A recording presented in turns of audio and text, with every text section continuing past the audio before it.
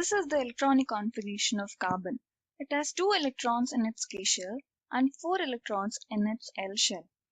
We know that octet state is achieved when the outermost shell is completely filled.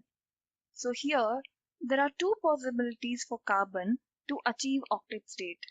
The first possibility would be to lose out all 4 electrons in the L shell to achieve an octet state, and the second possibility would be to gain 4 more electrons in the L shell to achieve an octet state.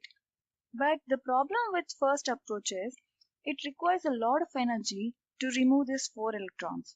And in the second approach, we have 6 protons of carbon, whereas 10 electrons, which it will not be able to hold all the 10 electrons powerfully. Hence, carbon forms a covalent bond with other elements to achieve an octet state. We'll see about this in detail. We have hydrogen atom, which has 1 electron. To achieve an octet state, it requires either 1 more electron or it has to lose out this electron. Now what it does is, 2 hydrogen atoms come together to share the electrons so that both of them achieve an octet state. And this is called as covalent bond where electrons are shared. In a similar way, 2 oxygen elements come together to form a covalent bond where they will be sharing of 2 electrons. By this way, both the oxygen elements get 8 outermost electrons. Covalent bonds can also extend between different elements so that they share electrons and become more stable. In this scenario, hydrogen needs 1 more electron whereas oxygen needs 2 electrons.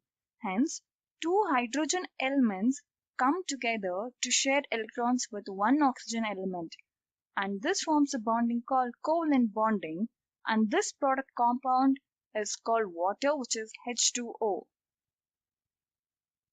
In a similar way, carbon also forms covalent bonds with multiple elements, and in this case it is hydrogen.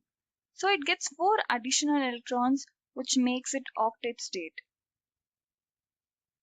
The properties of this covalent bond are: the intermolecular force is small. The covalent bond is weak when compared to the ionic bond.